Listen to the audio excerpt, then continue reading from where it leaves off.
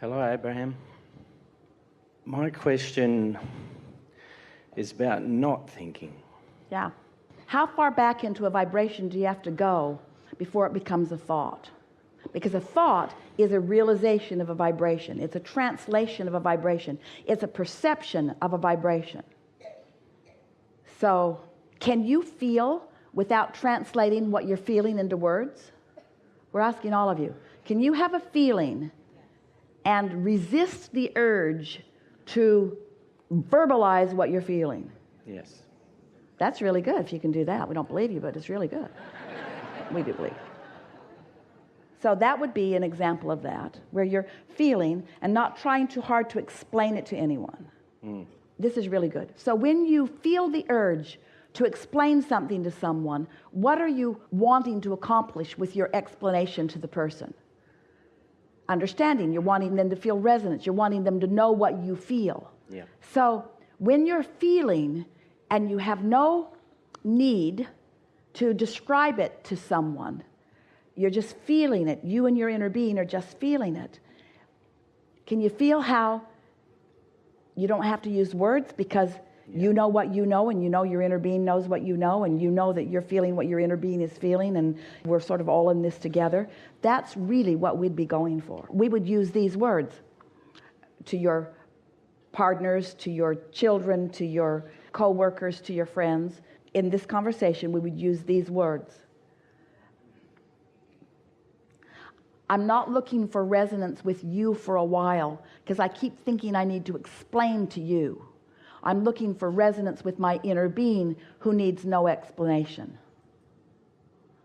And when you start having relationships with other humans where you feel less and less need to convince them or to convey to them how you feel, then you'll be at that place that you're asking for. Now, why do you want to be there? Because it feels better. But why do you think that is? Feels better because there's less chance of distorting it. There's less chance of losing the connection of it. Is it a protective thing? Or does resonance with source just feel good? Yeah, it's like just being in the now. It's more of getting to where I feel comfortable. So do you think that once you accomplish that, do you think that you can hold yourself in a thoughtless condition? This is a trick question, so be very careful. Could you hold yourself in a thoughtless position? No.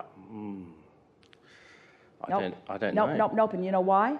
Because the source with whom you have found communion is thinking through you.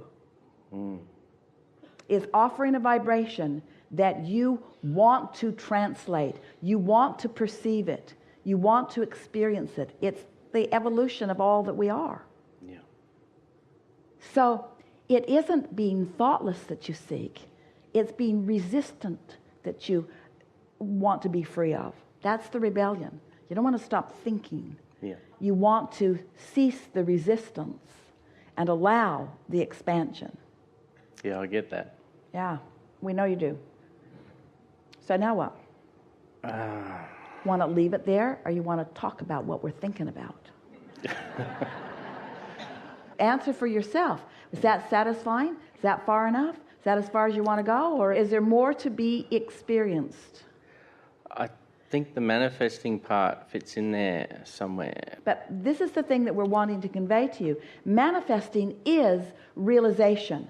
So often when you think of manifestation, you think, I want to manifest a car. Well, we get that. Or I want to manifest a relationship. But the truth of it is you're manifesting constantly. Everything that's happening in your experience, everything that's in your awareness is your manifestation. Yeah. And your manifestation is your perception. And your perception is your point of attraction. Manifestations, perceptions, realizations, life, living, now, awareness. Yeah. The question is, this is the question that we really want you to contemplate. Who is the you that we're talking about? When we say you create your own reality, who are we talking about? Who are you really? Who are you? Who are you? Your source, your worthy, your intelligence, you're brilliant, You are perceptual. You are sensual. You're good feeling. Yep. You think you're human. You sort of kind of are. You think you're human. You are a species here in this physical format, but you are source energy exploring an environment. And to the degree that you are loving every minute of it, you are clear and a wide open valve or vessel to the source energy who wanted this expression and exposure to life. That's who you are. And anything less than feeling really good all the time is a distortion of your intention. Yeah. So what was your original question? Not thinking. And give us a little more about not thinking. Well, it's sort of about looking within without attaching yourself to any question that comes into your mind. So your question is, how can I be an anomaly in the universe? How can I be the exception of all consciousness? And how can I prevent myself from being a receiver of a transmission of source at any point in time? We say slumber. Mm-hmm. Yeah. If you knew how much you wanted to be in these bodies, you would find a way to accomplish a vibration that allows the fullest of view from source through these bodies. That's what you'd be doing. Yeah. And that translates into you'd be the lover you were born to be, you'd be the creator that you were born to be, you'd be the perceiver that you were born to be, you'd be the inventor that you were born to be, you'd be the appreciator that you were born to be, you'd be the basker that you were born to be, you'd be the fast momentum focuser that you were born to be. You wouldn't hold back. You would love momentum. You would love speed. You would love agility. You would love focus. You would love conversation. You would love expansion. You would love leading edge. You would love the new idea. You would love the thrill of the new idea hatching. You would love the feeling of the exposure to the new idea. You would love the co-creative experience of being in on the hatching of the new idea. Say. Yeah. Leading edge is where it's at. Leading edge is who you are. Anything else isn't any fun. Yeah. To those like you who know all this, you see. You just can't back off from who you are. And you know too much. You know way too much. You can't go back. You can't go back to complacency or boredom. You can't go back to staying in one place all the time. You're a world citizen. You are a universal creator. You're source energy in a physical body. You are expansive. You are big. You can't go back. You must go forward. And when you stop deliberately trying to hold yourself back, then this moment and this moment and this moment and this moment is the way you knew it would be, you see. Yeah. Watch the little ones. They know. They can't get enough. They can't get enough. Kate would come over to play with Esther, and there were fun things that Esther would encourage them to do. And then next time Kate would come, this was before Luke was born, Kate wanted to do everything that they'd done before and new stuff.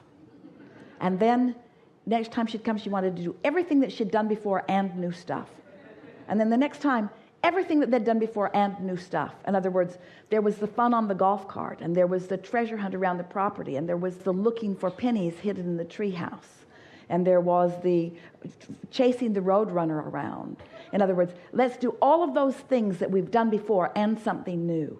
But after a while, some of the things that they had done before had to give way to what was new. Had to give way. Mm-hmm. Some of the things that you've done before have to give way to what's new.